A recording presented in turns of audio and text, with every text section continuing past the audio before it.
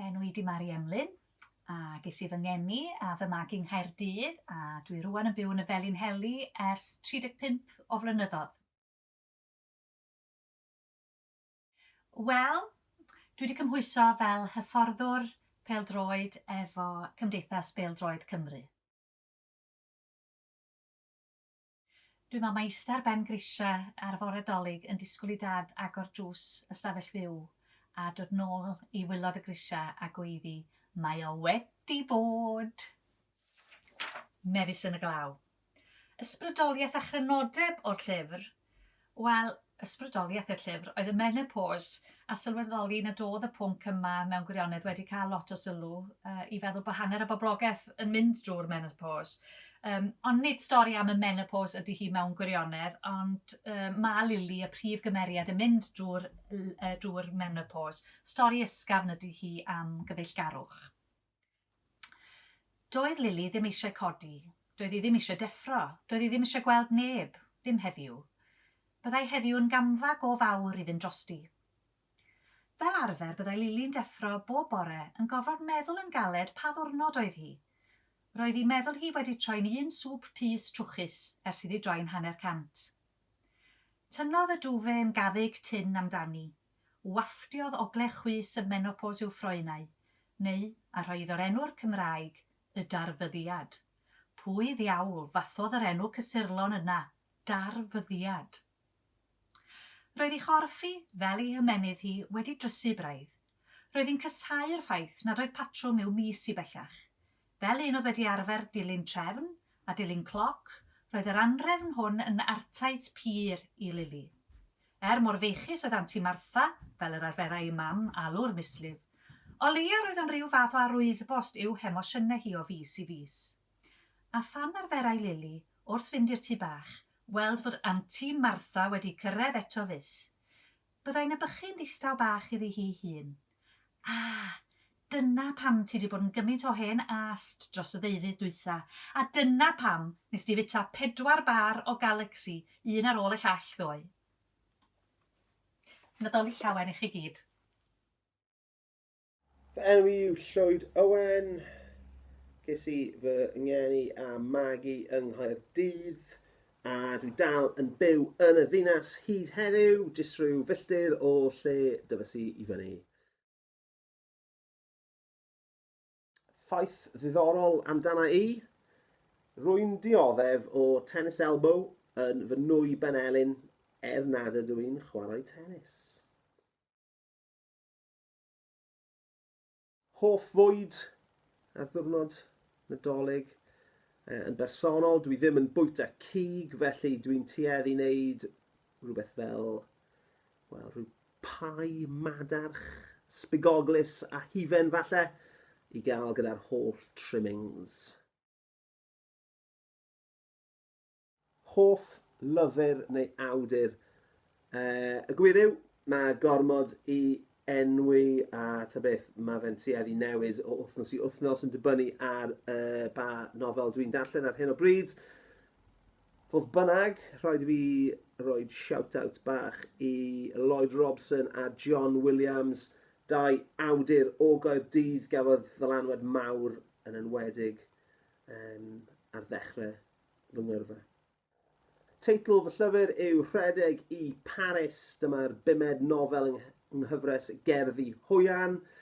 Yn syml, mae'n adrodd stori neu hanes cwpl ifanc sy'n rhedeg i ffwrdd o gartref pan mae'r ferch Luned yn canfod ei bod yn feichiog. Mae ei theulu sy'n poeni amdani yn cyflogi'r blismones Sally Morris i chwilio amdani, mae'n dod yn amlwg yn fuan nad hi yw'r unig un sydd ar ei trywydd. A dyma baragraff agoriadol y nofel i roi rhyw fath o flas bach i chi. O'i gwely, lle gorweddau'n mwtho ei bol yn bryderus, gallai Luned weld hen adfail y felyn wynt ar gopar mynydd copr. Heb ei llafnau, edrychau'n debygach i simne. Roedd Luned wedi gweld amryw o ffotograffau hanesyddol o'r felyn ar gloddfa gysylltiedig yn ei hanterth, ei bod yn rhy ifanc i gofio gweld y llafnau yn ei lle. Un felyn wynt weithredol oedd ar ôl ar yr ynys bellach, a honno'n gaffi a chyrchfan i dwristiaid rhwng Cemais a Chaergybi, yn gwerthu paninis, jams a fficls uchel eu pris i ymwelwyr. Fodd bynnag, rhwng gwely luned a'r gorwel safai degau o dyrbinau modern yn troelli ar gyflymder gwahanol yn ddibynnol o gyfeiriad y gwynt. Roedd y tyrbinau'n anferth o gymharu â'r defaid oedd yn pori'r tir oddi tanynt. Llosgau'r awyr i gyfeiriad y gorllewin, wrth i hael ddiwedd haf ffarwelio ar ynys am ddiwrnod arall. Gwna'r golau eiraid i fynydd Paris edrych fel coelcerth i'r cewri a thorodd ton o dristwch dros y ferch 19 oed. Byddai'n gweld eisiau'r olygfa hon, y gwyddau y mer ei hesgyd na byddai'n dychwelyd rhyw ddydd. Pryd? Doedd dim modd gwybod. Roedd hynny'n dibynnu ar sut y byddai ei rhieni'n ymateb i'r newyddion mawr. Mwthodd ei llengig a chefn ei llaw. Roedd ei bol yn ffyrfach ac yn fflat ar y foment, na fodd ei hynny'n para, diolch i'r embrio bach oedd newydd ddechrau ar ei siwrne barasitig trwy'r byd. So gobeithio geith pawb gwell 2021 na ni wedi cael yn 2020. Cofiwch i ddarllen ac i ddarllen, a wedyn i ddarllen mwy. Tro! Helo, Llio Maddocks ydw i. Dwi'n wreiddiol o Lanffestiniog, ond bellach dwi'n byw yng Nghaerdydd.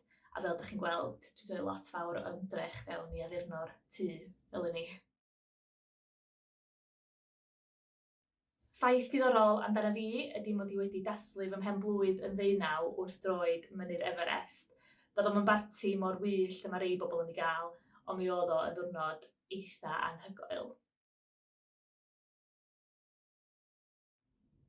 Fy hoff atgof nadoligau fi ydy cael syrcas Playmobil pan o'n i'n hogan fach, a dwi'n cofio dad yn treulio oriau yn rhegi yn y stafell fyw yn trio roed o'i gyd at ei gilydd, a wedi gysi a chwarae efo fo.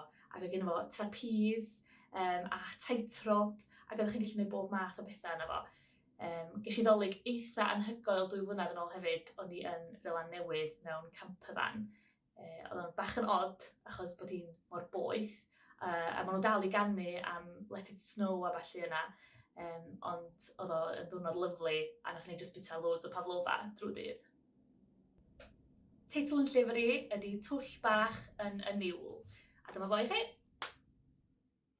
Dyma chi flas o'r nofel. Ro'n i'n eistedd tu allan i'r clwb rygbi, efo hogyn nad oedd yn gariad i mi, yn meddwl be fasa'r ffordd orau i'w gael o yng ngwely. Tisio sigaret? Medda fi wrtho. Do'n i ddim yn smocio go iawn, ond ro'n i wedi ffeindio'r paced hanner gwag ar lawr y clwb yn gynharach yn y noson, ac ro'n i'n meddwl bod hi'n haws y diwsio rhywun efo sigaret yn fy llaw. Cymerodd un, gan ei dal rhwng ei fawd a'i fys pwyntio, a chyrlio ei arddwn am i fewn fel bod y sigaret yn cael ei gwarchod gan gleder i law. Ro'n i'n dal fy ni mewn ffordd lot mwy comon, rhwng fy nau fys cynta, ac yn teimlo fel Sandy o Gris. Sbiau sy'n syth i'w lygaid wrth i mi chwythu cwmwl llwyd allan yng nghornel fy ngheg. Dydys i wrth fy hun y baswn i'n trio osgoi diwr a posib heno, meddai, gan lusgo'i fysedd drwy ei wallt. Roedd hyn yn mynd i fod yn lot haws nag o'n i wedi meddwl.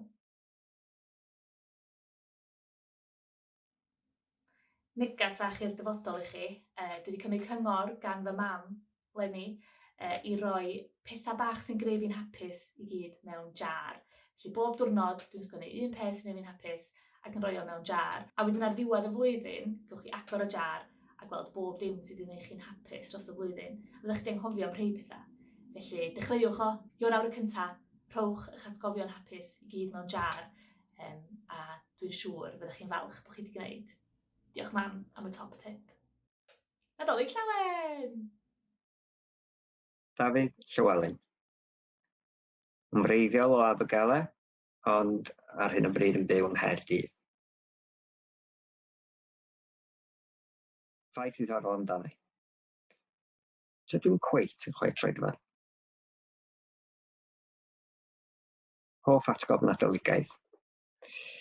Pan o'n i tua 8 oed, agor fy anrhegion a sylweddoli mod i wedi cael car bach coch efo streipan wen Starsky and Hutch wedi gwirion'n bot arno fo. Hoff lyfr neu awdur. Paul Zindel, awdur llyfrau blant, sgwennu deunydd sydd yn hollol wallgo, sy'n hollol bonkers, ond sydd yn wirioneddol wych. Lot fawr o fwynhad a chwerthin yn rhan ohonyn nhw. Johnny, Alpen a fi. Ni fyddai Owen wedi dewis cio'r fath o'i wirfodd, ond dyna oedd hoff ryd Sophie i gyn-wraig. 2 flynedd yn ôl a hitha Nadolig, roedd Owen yn ôl i arfer wedi gadael popeth tan y funud ola. Ymdebygau i Usain Bolt tew wrth wipio'r naill siop i'r llall yn chwilio am anrheg iddi. Mae'r cloc yn agosau at 5 o'r gloch a phawb sy'n hwyrol a chall yn dechrau meddwl am bartio a gadael mynd spei Sion Corn. Gwelodd Owen arwydd yn un o siopa'r ddinas yn hysbysebu cŵn bach ar werth. Wrth gwrs, gwyddai'r perchennog pa mor hwyr yn y dydd oedd ei ar Owen yn galw a defnyddiodd hyn i'w fantais, gan godi crocbris am yr anifeil. Anghofiodd Owen am y ffortiwn a dalodd am wrth weld Sophie neidio fyny ag i lawr fore tranwaith. O, mam bach, mae o'n gorgeous. Ti'n licio fo? Licio fo. Mae o'n lyflu. A sbïau wyneb clwso a'r breichiau del na. Pa wena mae bobl yn dieddol i galw nhw? Ia, dwi'n gwybod hynna, siwr. Gwenwch, chwerthwch, a byddwch yn garedig wrth bawb. Nadolig llawen i bawb. Fi di Sonia Edwards, awdur, yn enedigol o Gemas Môn a bellach yn byw yn Llangefni. Wel, un ffaith na does am llawer o bobl yn gwybod amdano fo di, mod i'n gwybod sut i drenio ci defaid. Fy hoff atgof Nadolig. Wel, dolig cynta rhys fy mab ac edrych yn o'n agor i anreg cynta rioed. Dyna ydy'r atgof gorau un. A hoff fwydd diwrnod dolig? Wel, bob dim yn anffodus a gormod ohono fo. Fy hoff lyfr neu fy hoff awdur, mae'r rhaid i mi ddeud na'r awdur mwyaf dylanwadol arna i oedd Enid Blyton. Maen nhw'n dweud bod eich chi ddal plant yn ifanc efo darllen, a mi nath hi.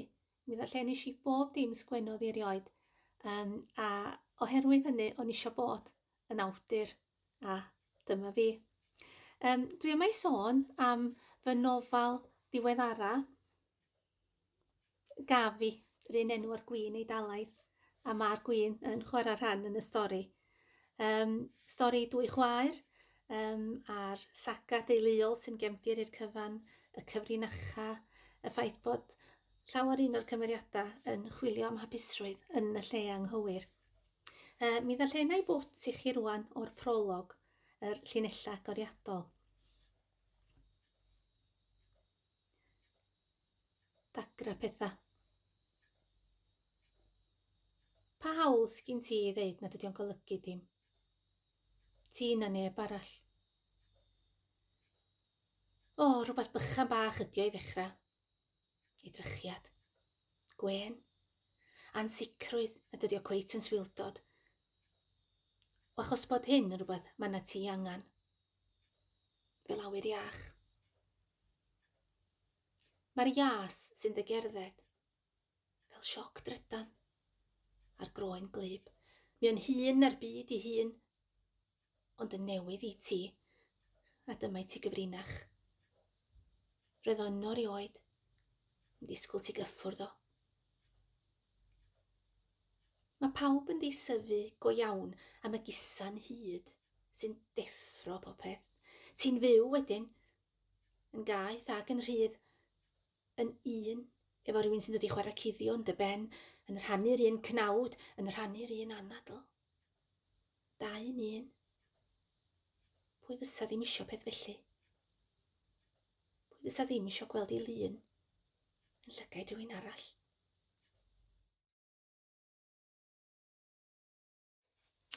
Y negas gen i rwan at y dyfodol i bawb ydy ewch amdani a dilynwch eich breuddwydion. Mae yna lyric yn does yn y gan The Rose mae Bette Midler yn ei chanu. It's the dream afraid of waking that never takes the chance. Mentrwch. Dolig llawen a blwyddyn newydd dda, lewyrchus a blwyddyn newydd well ynde i ni gyd.